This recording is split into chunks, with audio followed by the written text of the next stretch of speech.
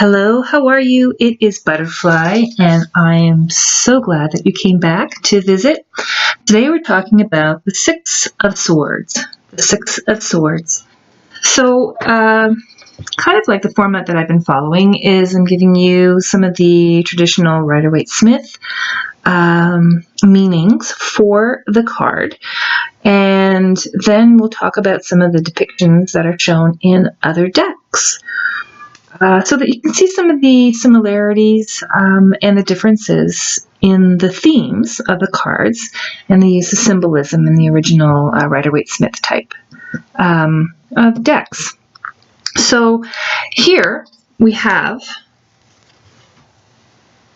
probably the most well-known deck, and that's the one that is the Rider-Waite-Smith. I'm sure you're familiar.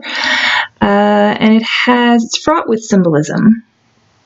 So here, this is a suit of swords. Here's the swords that are all placed vertically in a boat. And here you have the Roman numeral 6. So that is the V is 5 and the 1 is to the left of the 5, which means the V plus 1 is 5 plus 1, and that is the number 6.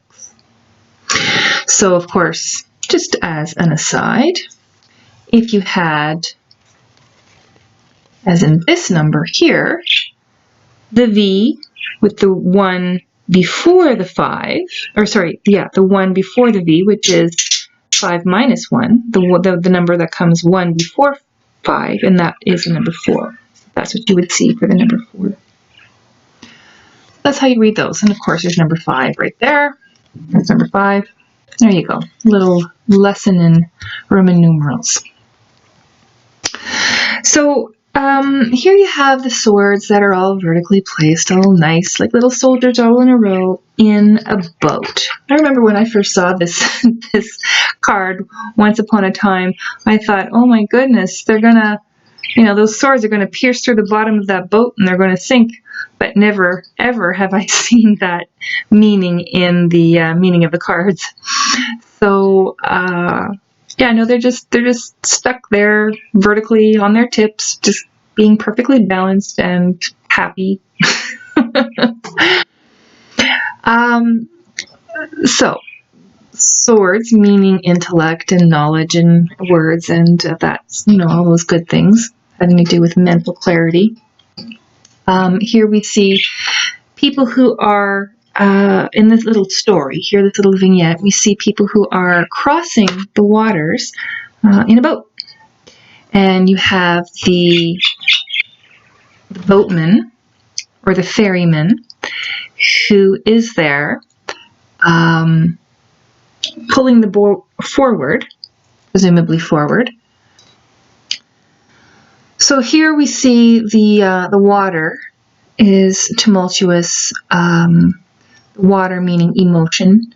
So you're leaving a time that whatever you're leaving behind is very emotionally, tumultuous or wavy. There's more troubled waters behind you, and you're moving towards land over here, through waters that are much more calm. There's calm waters up ahead, which is figuratively speaking, but also kind of what you're seeing in the card here.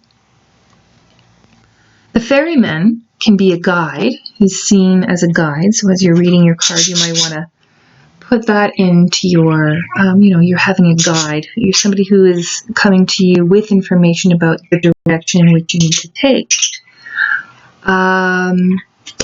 And this pole is essentially kind of like a bit of a grounder. Like it has to actually make contact with the ground down below to move you forward. So it's sort of like a symbol it's a symbol of decision. It's a symbol that grounds you, and that means that your guide is knows well which direction he's going and how to get there. So this guide might be your higher self. It might be your spiritual sort of your strength, your anchor. It could be a person who's in your life who's helping you to get from point A to point B. in whatever situation you're bringing as a query. There's the question of the swords and what do they mean?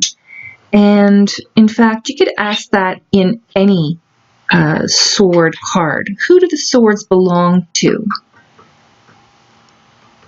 In this card, you might ask, okay, is this baggage or luggage that the lady and the child are bringing from where they were to the new place that they're going to? Is that luggage? Is it because swords are your mental sort of has to do with mental clarity and your mental, maybe it's a lot of thoughts and trouble that you're bringing no matter where you go. You're bringing with you all the history that you've carried before you, all of your thoughts that you've carried before you. You carry, wherever you go, there you are. So you're carrying all that mental confusion with you, perhaps even forming a barrier in front of you, blocking you from being able to see ahead. So that could be the symbolism of the swords, is that they're your troubles that are following you wherever you go. Another sort of a suggestion was that this is payment to the ferryman for transporting the lady and the child from this point to that point. Perhaps it's a payment. So payment or luggage or your your thoughts, your heavy thoughts that are following you as you're needing to change places. We're not exactly sure who the swords belong to, but that's definitely something you can ask of each of the sword cards. Perhaps now they belong to the ferryman because they are payment. So that's generally what you get out of this. It's a tranquil scene. You're making steady progress, slowly but surely, but you're not necessarily doing it alone. You have a companion here beside you, perhaps a dependent beside you. You also have somebody who's there with you to guide you, so you are not alone. This is perhaps a gateway, a way to see your whatever, when you're getting a reading, you're bringing some kind of a problem or a question or some kind of an issue to the table. So in that, you're probably getting going through a gateway or a period of change to get a different perspective. Sometimes when you let time pass or when you just kind of change perspective, what used to seem like a lot of chaos is now really, not that difficult. It's kind of like going through a course, any kind of course you take. You start taking the intro chapters 1, 2, 3. They may seem very troublesome in the beginning. You may see, you're overwhelmed with all the courses that all the chapters that you have up ahead and all of the assignments. But as you make your way through the course towards the other end, you realize, looking back, just, how overwhelmed you used to feel and how, you're at the end of the course now and how much more you understand. And you can see, looking back with a lot more clarity. It's a lot less stressful once you're almost done, too. So there's also a theme of hope looking forward, perseverance and hope on your journey. This is a card of connecting worlds. You have where you were and where you're going. So it's a connection between the worlds, the before and the after. There's a theme of pilgrimage, that you're going on a journey or a pilgrimage.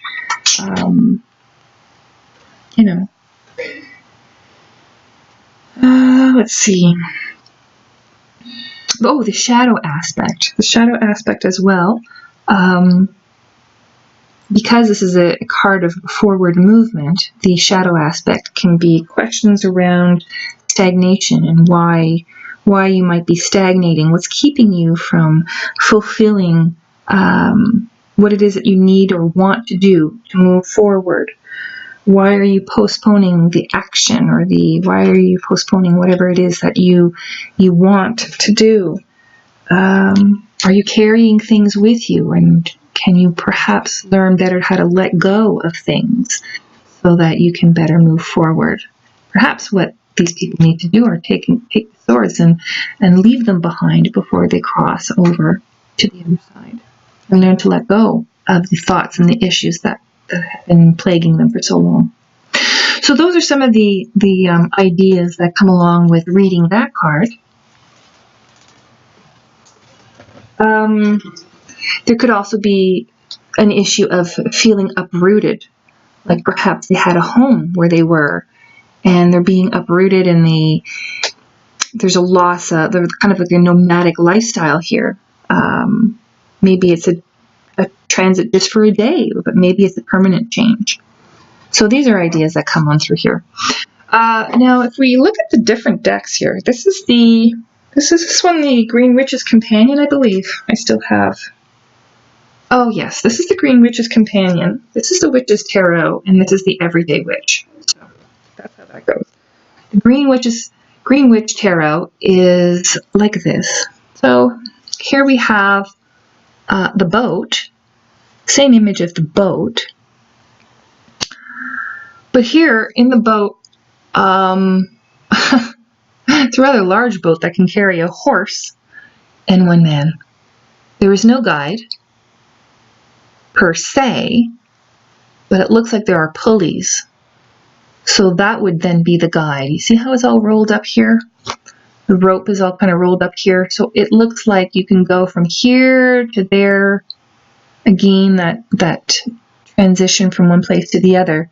But the guide in this case is not a person. It seems like the pulley. There's only one place that the boat can go as long as it follows from these poles, just kind of ride along the ropes there. So a lot of the ideas still hold true here, but the athames, they're not swords, they're athames, of course, because the witch will use an athame or a boline. And you can't really quite see them very well, but they're all stuck vertically into the bottom of the boat down here, right in front. So they're not quite as overwhelming as these swords, but they're still vertical at the base of the boat. It looks like the direction is moving this way to a much greener pasture, whereas what was left behind is kind of desolate, dreary. This tree is not quite as flowery where you've been. It's not quite as flowery as to where you're going, which is basically very in keeping with what this is. You know, where you've been is a lot more troublesome to where you're going. Now this is the Witch's Tarot. This is not as much of a favorite for me, this card. This person is basically traveling quite a bit alone. There are no companions. I do not see a guide, but this person has an oar and is doing the job herself or himself. And so in this card, you are your own guide. You are rowing your own boat. It's not an issue of the pole being grounded. It's more of an oar. Again, the vertical, sort of the swords are all vertical. The waviness of the waters, the troublesome waters are behind you, and you're moving more towards higher ground here. What's really kind of interesting about this card is the way that the person is dressed. Looks a lot more like how, clothes that we would have today. This kind of a t-shirt sort of a look. And really like kind of hand-painted dragonflies along the bottom here. Not quite from this medieval type setting at all. 14, 15, 1600s or whatever this might be. But this person, despite the fact that this looks like a lot more of a commercialized or a lot more of a modern canoe, is still carrying swords. I don't know a lot of people today who would be doing that. So that's kind of an interesting time warp of a thing there. Like even the seating here is kind of a lot more in keeping with today. in the style they would have had back then. Anyway, sometimes we can superanalyze these things for no good reason. Here, this is from the Spirit of Herbs Tarot. And Vervain is the herb that is shown here. Spirit of the Herbs Tarot. Here's the book to go with it, which I had to do separately from the deck. This one's kind of interesting. The Vision Quest. Vision Quest Tarot, another one of my favorite. There's one side. So the Vision Quest Tarot. Here you're not seeing any action at all, but you're seeing clarity is the word that goes with it. Now with the Vision Quest Tarot, you do have the little white book that goes with it. So you can read up on that, but essentially it's clarity, so you're getting more of a clearer vision. And this is not a dream catcher. It is not a medicine wheel. This is a hoop. It's more of a decoration. Somehow, the 1, 2, 3, 4, 5, and one separate here, 6 swords or feathers in this sense. This one is seen as separate from the 5 on the bottom. And you're getting a vision of clarity. In keeping with this, you're going to, you're having a clearer vision, or going to a place of more peace and quiet, serenity. That's where you're going. So I guess in that way, you have like the idea of clarity comes through in this card. This one, again, this one is the Whimsical Tarot. I don't know what the story is here. There's like a Dutch shoe. There are some children in the shoe who are casting a net and who are catching stars and fish. If anybody knows this story, can you please tell me in the comments below? I really don't know what the story is. And the information in the little white book is so small, so scanty that you don't really get it. It's six of Swords, a journey to a higher level of consciousness, spiritual transformation near completion, taking a break from routine to sort things out. So the idea is kind of very in keeping, but I don't know what the story is. This is the Everyday Witch Tarot. She's doing, she's being quite nomadic. There's her 2 friends. So we have the 3 characters that are here. 2 of them aren't seen. You see the face of one, which is different. She's looking back. She's got her swords with her, but they're not crossing in a boat. They're crossing in the middle of the night with the swooping wind kind of following them as a guide. Or perhaps the guide is the moon. Or perhaps they're following the North Star. Because this is in the, they're leaving in the middle of the night to go somewhere, perhaps to a better place. For what reason, we're not sure.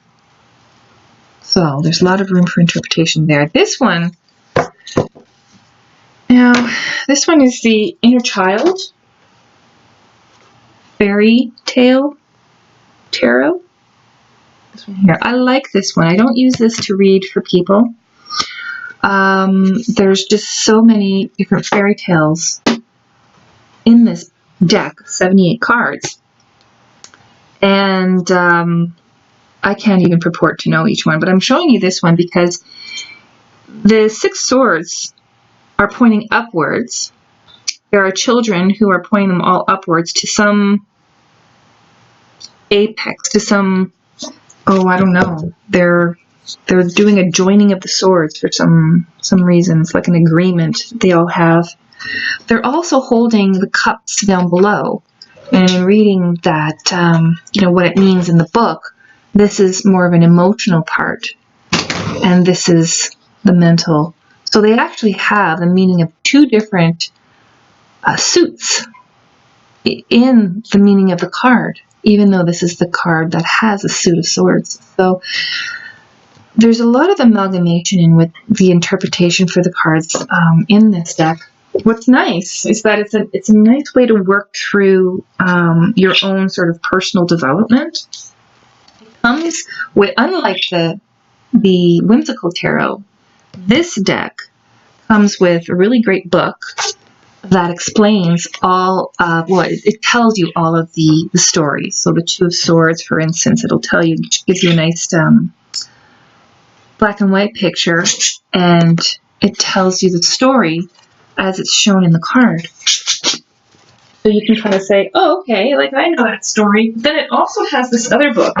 It also has this other book, which is a workbook. And that's where you can further exercises and mystical teachings from the Fairy Tale Tarot. And in here you have questions. You have questions you can ask yourself. So, yeah, like here's the Ace. If I can give you this.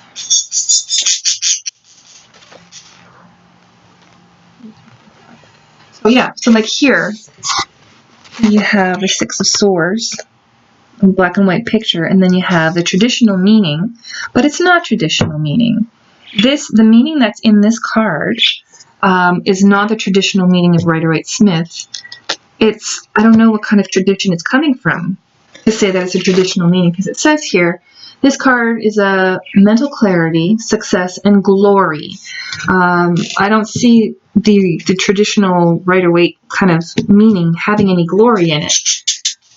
It signifies one's ability to unify new ideas and bring forth all-encompassing vision and ideas and thoughts yet to be realized. So in a stretch, keep reading, in a stretch, you can make connections with the original meaning, but it's, it's really not. It's a deck all to itself with meanings of its own, and for those reasons, I kind of like it, but I don't use it to read for other people. Yeah, I just use it for my own self-exploration, because it's really good for that. This one is from Benadel Wen.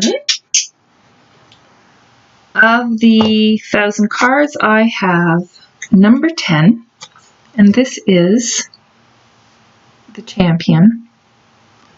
Six of Scepters. I want to show that. It's a beautiful, beautiful gilded deck. It's gorgeous.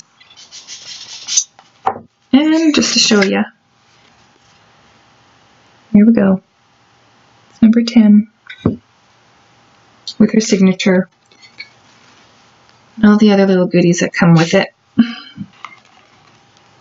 I really quite like this deck. And again, I also don't use this to read for people. This is very much my own deck. This is my own deck. And I keep it quite separate from other things. Yeah, it's a special one.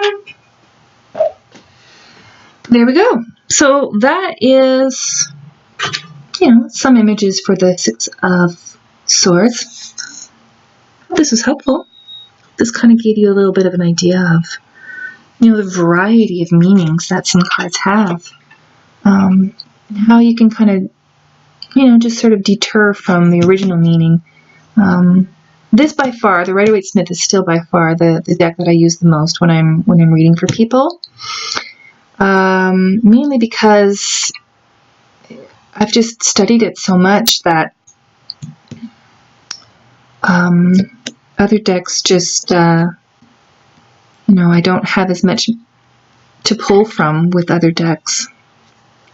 And I tend not to deter too much from the original meaning. I try and give as much of a standardized process for people. But where I do deter is, although I'll give the original meanings, the traditional meanings, when people talk to me about issues, that's where I deter, and that's where I'm able to kind of give more support and clarity of meaning is when people will talk about their ideas and about what's happening in their life, and then I get into some esoteric life coaching, and that's where all the magic begins, I believe. So, hope this finds you well. I hope this series is actually really enjoyable. And if you have any ideas about how I can, if you have any questions or any ideas for me, just feel free to let me know in the comments below. And I look forward to hearing from you very soon. So onward and upward. Take care.